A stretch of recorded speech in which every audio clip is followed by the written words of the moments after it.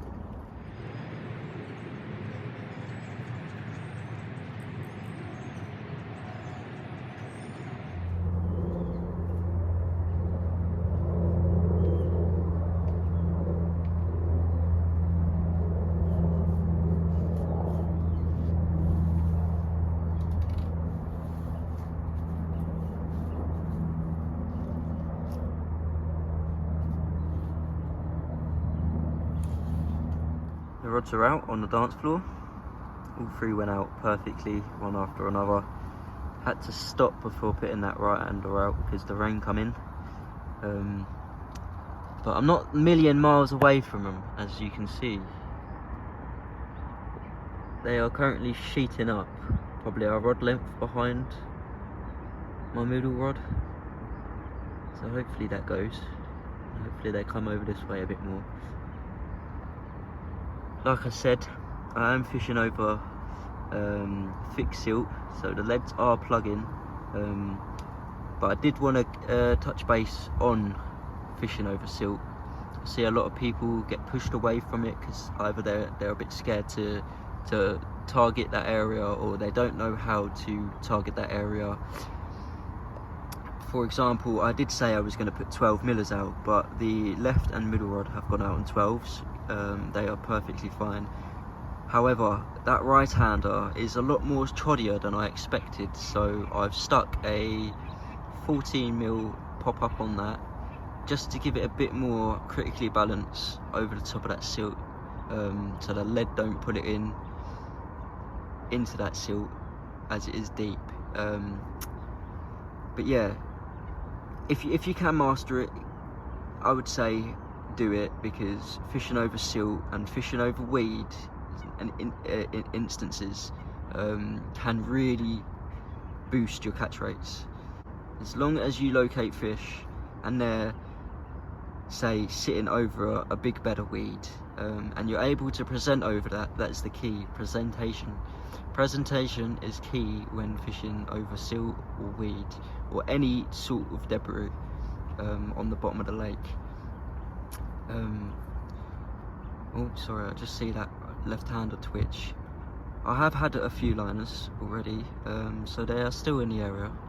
And like I just said, presentation and location is key on producing a successful session over silt or weed beds.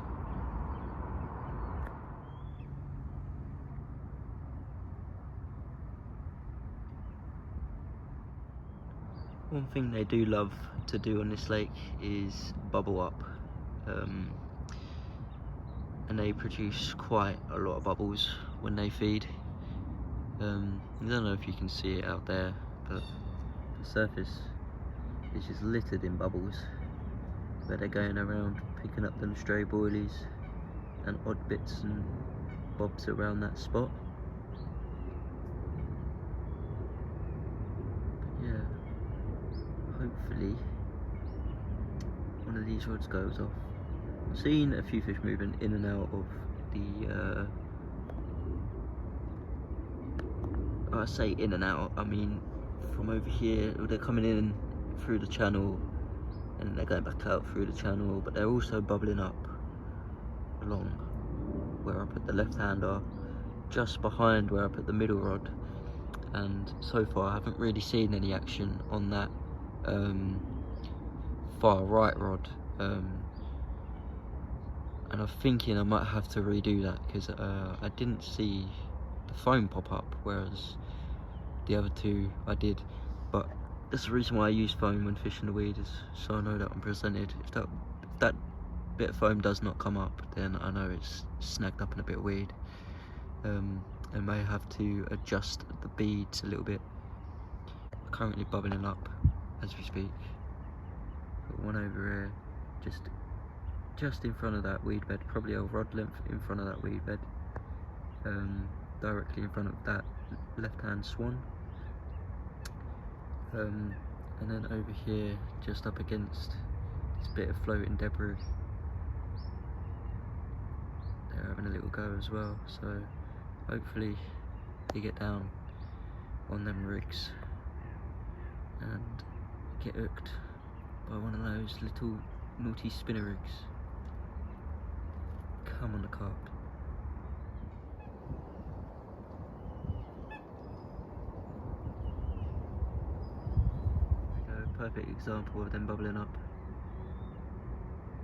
They just churn the bottom up.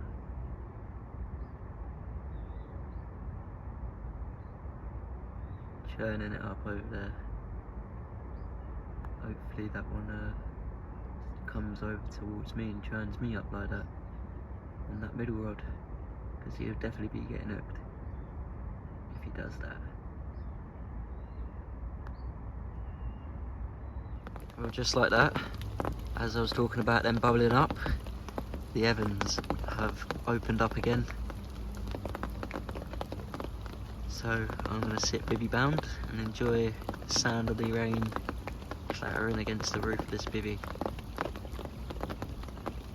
Hopefully these carp get down on the feed with a low pressure brought in by the storm.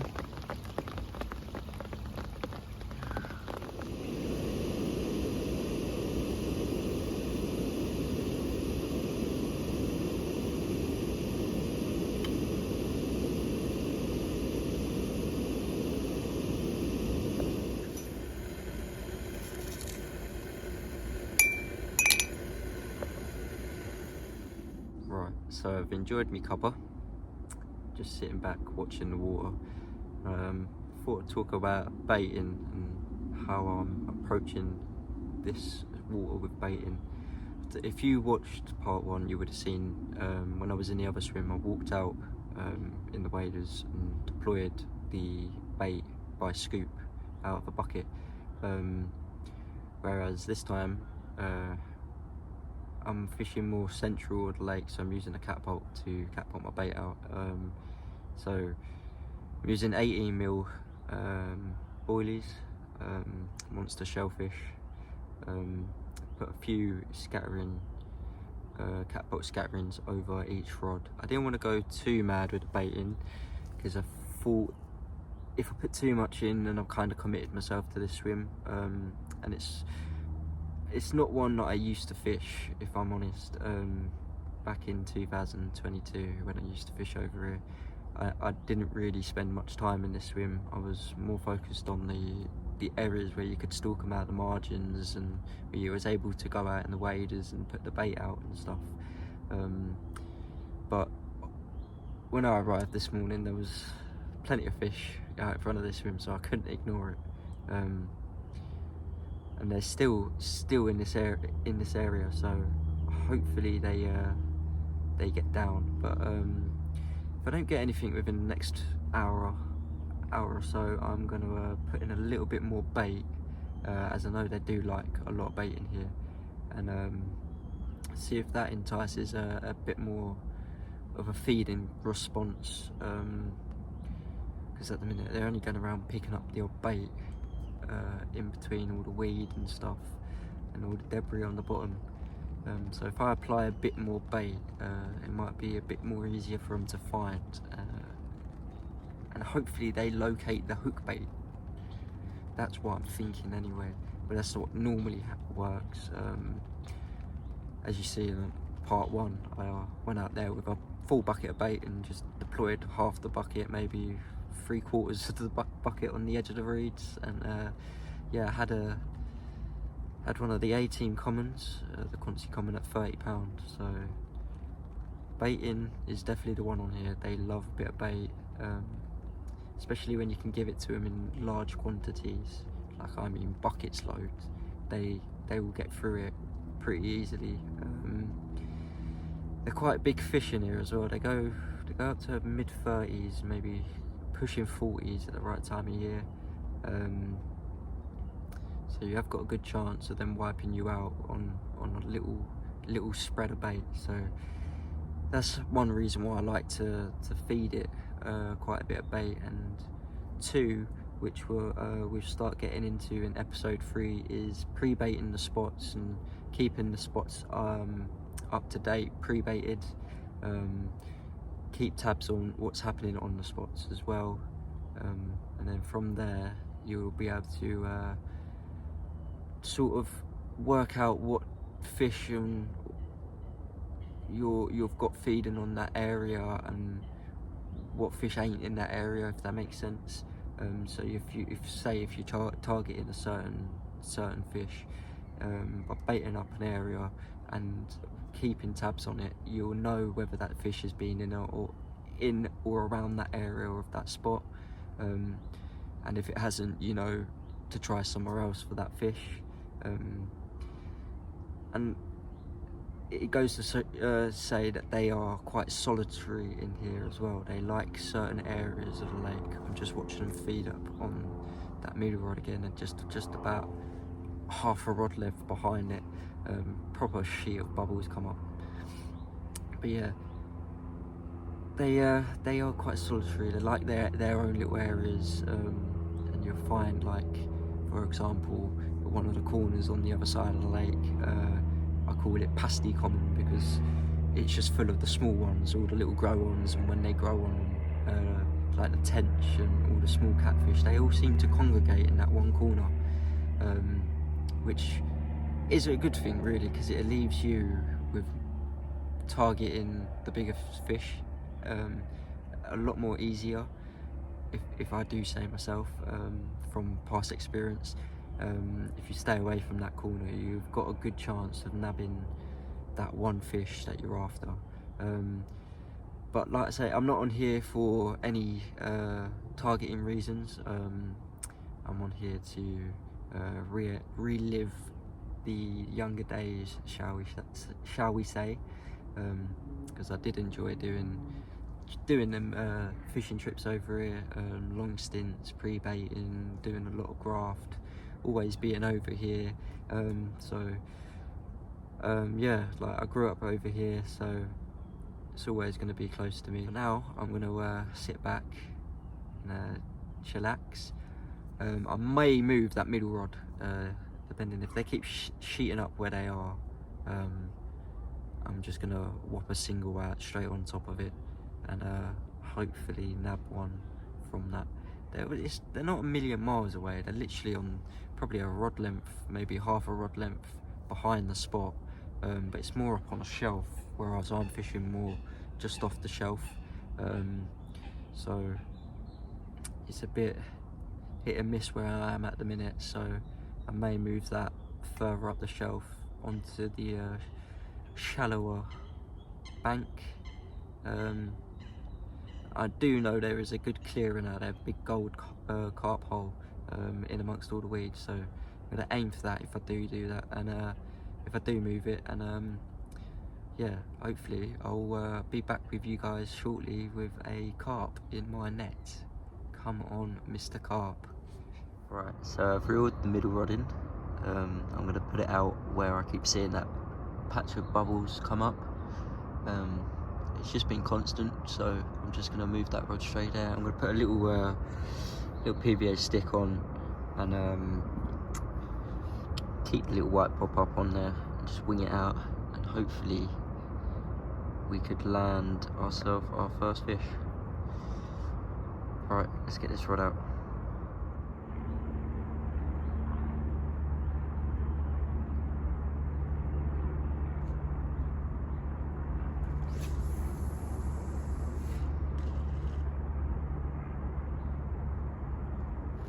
The rain hasn't stopped. It's been very on and off. Downpour, 5-minute breather, and another downpour, which I don't think's helping the fishing front. And on top of that, I can hear thunder in the background, so I think there's a storm on its way. This lake don't tend to fish well in storms. It's not really the best time to fish over here during them storms. The fish just seem to sit amongst that weed and bury themselves and hide away from the chaos that is erupting on the surface. But yeah, I'm currently booby bound, so I'm gonna chillax. Probably gonna stick myself on a YouTube video while this downpour passes over. I'm hoping it isn't in all night. My Wi-Fi is playing up as well, so I can't check the weather forecast at the minute. So when I get the chance to do that, I will. And I'm hoping it isn't raining all night long.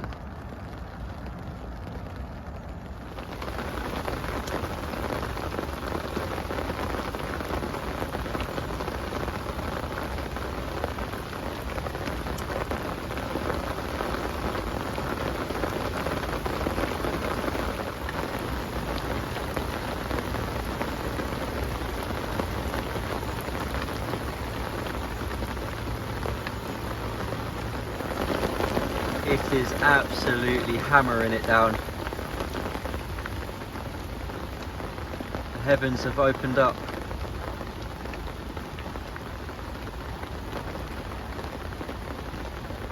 Right, so I've topped the spots back up with a bit more bait for the night, hoping to entice more feeding. As soon as I did put the bait out, the bubbling's come back, so they definitely started moving in, and I started seeing a load of fish swirling over the top of the spots. As you just see there, one's just knotted out right on cue.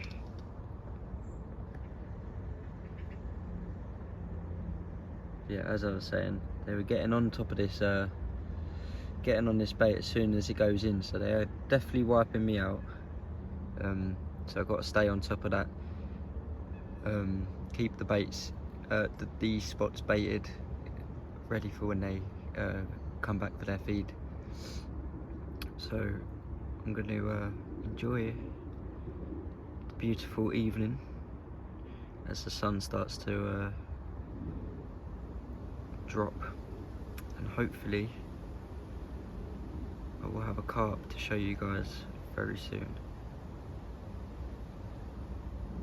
With my baiting approach, gone for the same mix as episode 1, which is 18mm monster shellfish, 40mm monster shellfish in shelf life.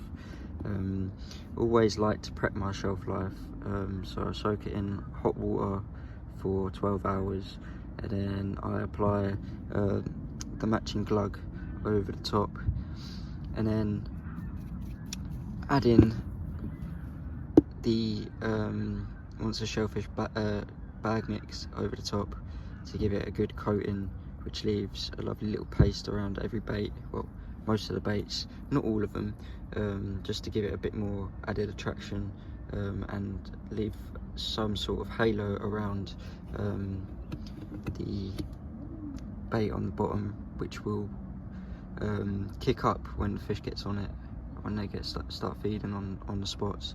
That powder will kick up, cause a little bit of a cloud commotion, which should ideally draw in other fish. Here we go then, the carp have moved back in, getting on that bait. Having a right good old feed up out there. That middle rod's surely gotta go.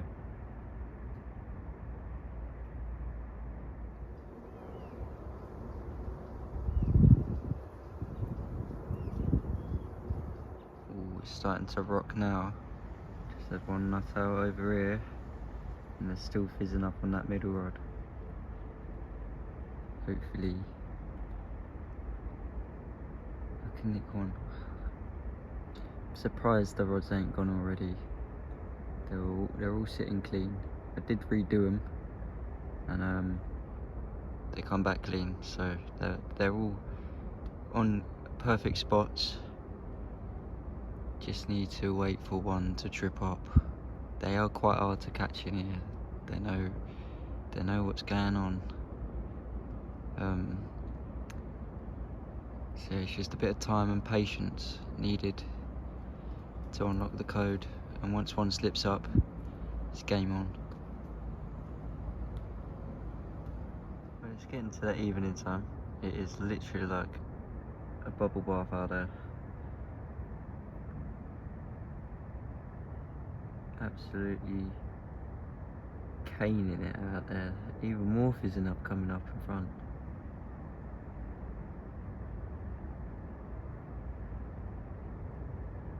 Bubbly, bubbly, bubbly. So the night's drawing in. I did just have a liner off that middle rod, and they are still sheeting up in the middle to my right, on the middle and the right rod. So hopefully I can bag one during the night, show you guys in the morning. If not, you'll see me in the morning. Come on the cubsies. Well, it's early morning. The right hander has just absolutely screamed off. We've got the first one in the net.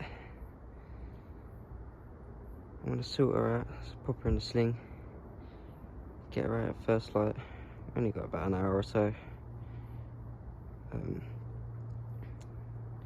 yeah, let's get this rod back out. Happy days. And it's only going to happen. Left hand is now screamed off. After a little hairy battle between all the weed beds, we finally have our second victim in the net. I'm just going to quickly get number 1 out and then do number 2. They're not the biggest, they're just scraper 20, so I'm just going to quickly get photos and slop them back. The rig that's done the business, faithful spinner rig. Let's get a new hook on this bad boy, new lumper party, get it back out on the dance floor.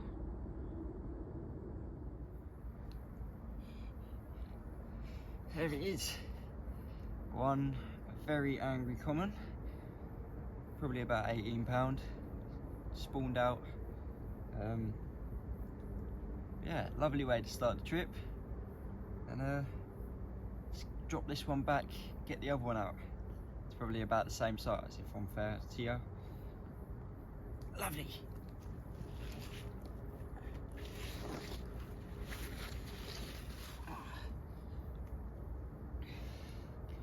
There she is.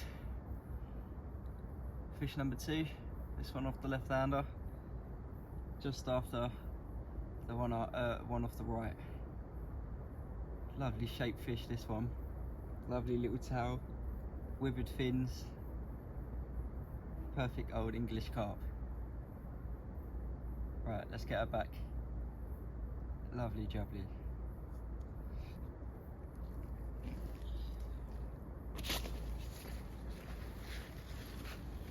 I'm not going to put that left-hander back out for the reason that I can't see that weed bed, and to try and hit that little spot during the night would be a real pain in the ass.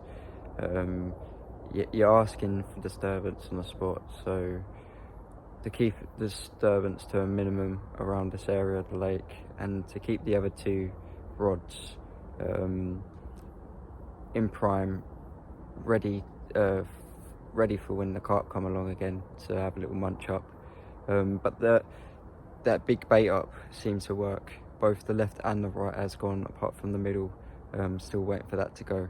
But just before both takes, I was getting savage liners on that rod. So for the first one, I was getting savage liners on that right hander, and the second one I was getting savage liners on the left hander. So depending on what time I leave tomorrow morning, I may or may not put that other rod out, but at least I've got 2 on the dance floor ready to go, so I ain't missing out on much opportunity. I haven't put any more bait out.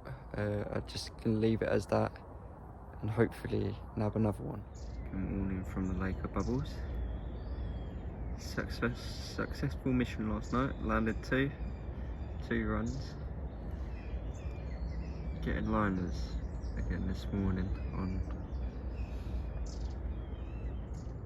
one of those rods.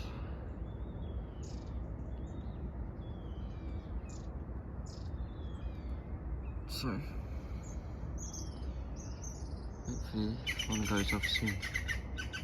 Just looking prime this morning though. Right, so the 2 winning hook baits from last night are the monster white 12 mils in the monster glug, and then they're on the left hander, and then on the right hander we have monster 14 mils in 25% monster liquid and 75% garlic liquid, hence the little yellowy tinge to it. But yeah, they are the 2 that did the bites last night. The middle rod is currently still out there on a white, which hasn't really done anything, but they are still sheeting up on that spot. So maybe there's a chance for a screamer on the middle rod before I leave. but it's been a successful mission again. This time 2 in the bag, 2 runs, 2 landed. They're definitely loving that bit of bait as well, so we know the tactics were right. So if you don't see me with another fish, I'll catch you at the end of the session. Right, so the session has come to an end. I'm gonna get these rods in before that rain comes. I don't know if you can see that. But yeah, it's been eventful. Been a little bit of a challenge, but we got there. We've got them in the bag. Landed both of them. That was successful compared to the last session. But yeah, we will be back for episode 3. Thank you for watching. Hope you enjoyed. I'll catch you on the next one.